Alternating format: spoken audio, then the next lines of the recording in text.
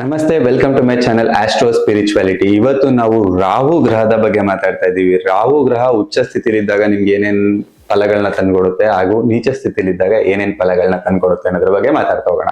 First of all, Rahu ಅಂತಂದ್ರೆ ಒಂದು ಹಾವಿನ ತಲೆ ರಾಹು ಆದ್ರೆ ಬಾಲ ಬಂದ್ಬಿಟ್ಟು ಕೇತು ಆಗುತ್ತೆ. ರಾಹು ನಿಮ್ ಲೈಫ್ ನಲ್ಲಿ ಚೆನ್ನಾಗಿದ್ರೆ ಲಕ್ಕಿಯೆಸ್ಟ್ ಪರ್ಸನ್ ಅಂತಾನೆ ಕರಿಬಹುದು ನೀವು. ಯಾಕೆಂದ್ರೆ it is all about luck. Luck is defined by Rahu. ನಿಮ್ಮ ಜೀವನದಲ್ಲಿ ಯಾವುದೇ ಒಂದು ಸಂದರ್ಭದಲ್ಲಿ ಏನೋ ಆಗಕ್ಕೆ ಹೋಗ್ತಾ ಇರುತ್ತೆ, ಅಷ್ಟರಲ್ಲಿ ನಾನು ತುಂಬಾ ಲಕ್ಕಿಯಪ್ಪ, ನಾನು ಸರ್ವೈವ್ ಆಗ್ಬಿಟ್ಟೆ, ನಾನು ತುಂಬಾ ಲಕ್ಕಿಯಪ್ಪ, ನಂಗೆ ಈ ಮೂಮೆಂಟ್ ಅಲ್ಲಿ ನಂಗೆ ಹೆಲ್ಪ್ ಸಿಕ್ಬಿಡ್ತು ಅಂತ ಏನ್ ಕರಿತೀರೋ ಅದು ರಾಹು ಇನ್ಫ್ರಾರೆಡ್ ರೇ. ಅದು ನಿಮ್ಗೆ ಒಂಥರ ಸಿಕ್ಕಾಬಟ್ಟೆ ಬ್ಯಾಕ್ ಇಂದ ಹೆಲ್ಪ್ ಮಾಡುತ್ತೆ. ಅಂದ್ರೆ ನಿಮ್ಗೆ ಗೊತ್ತಿಲ್ಲದೆ ಇರುವಂತ ಒಂದು ರೀತಿಲಿ ಹೆಲ್ಪ್ ಮಾಡುತ್ತೆ ಅದು.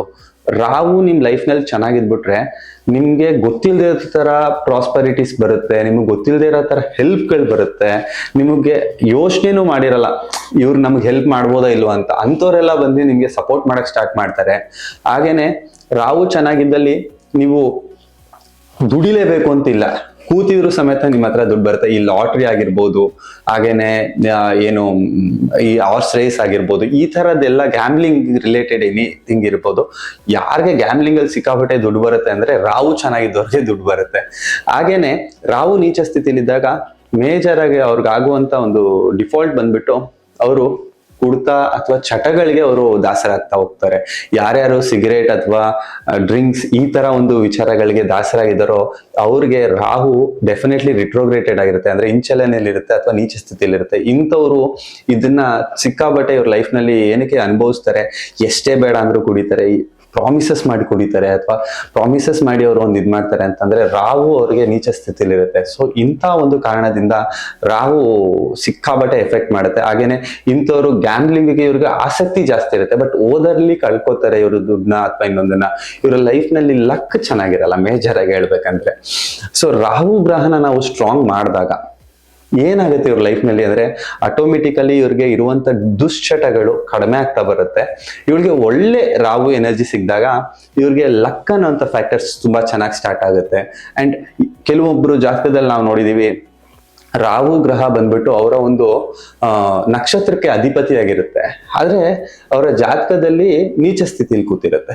ಹಂಗಂದ್ರೆ ಅವ್ರಿಗೆ ನಕ್ಷತ್ರಕ್ಕೆ ಅಧಿಪತಿಯಾಗಿದೆ ಅಂತಂದ್ರೆ ಅವ್ರಿಗೆ ಒಂದು ರಾಹುವಿನ ಅನುಗ್ರಹ ಒಳ್ಳೇದಾಗೂ ಕೂಡ ಸಂಭವಿಸುತ್ತೆ. ಕೆಲವೊಂದು ವಿಚಾರದಲ್ಲಿ ಅವರ ಜಾತಕದಲ್ಲಿ ನೀಚ ಸ್ಥಿತಿಲಿ ಕೂತಿದಾಗ ಏನಾಗುತ್ತೆ, ಅದ್ರದ್ದು ಎಫೆಕ್ಟ್ ಅದು ಕೆಲಸ ಮಾಡ್ತಾ ಇರುತ್ತೆ. ಬಟ್ ನಕ್ಷತ್ರಕ್ಕೆ ತುಂಬಾ ಜಾಸ್ತಿ ಶಕ್ತಿ ಇರುವಂತದ್ರಿಂದ ಅವರ ನಕ್ಷತ್ರ ರಾಹು ನಕ್ಷತ್ರ ಆಗಿದ್ದು ಅವರ ಜಾತಕದಲ್ಲಿ ನೀಚ ಸ್ಥಿತಿಲಿ ಕೂತಿದ್ದಾಗ ಏನ್ ಮಾಡ್ಬೋದು ಅಂದ್ರೆ ನಕ್ಷತ್ರನೇ ನಾವು ಸ್ಟ್ರಾಂಗ್ ಮಾಡ್ಬೋದು.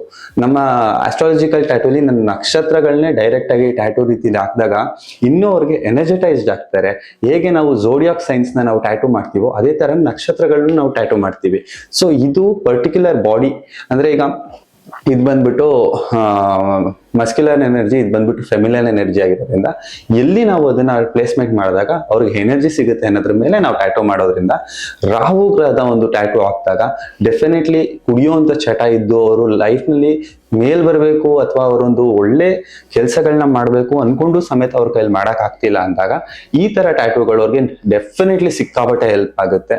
ಪ್ಲೀಸ್ ಇದರ ಟ್ಯಾಟೂಗಳಿಗೆ ನನ್ನ ಕನ್ಸರ್ನ್ ಮಾಡಿ, ಹಾಗೂ ಆಸ್ಟ್ರಾಲಜಿಗೂ ಕೂಡ ನೀವು ನನ್ನ ಕನ್ಸರ್ನ್ ಮಾಡ್ಬೋದು. ನನ್ನ ನಂಬರ್ಸ್ನ ಕೊಟ್ಟಿರ್ತೀನಿ. Thank you for watching. Thank you so much.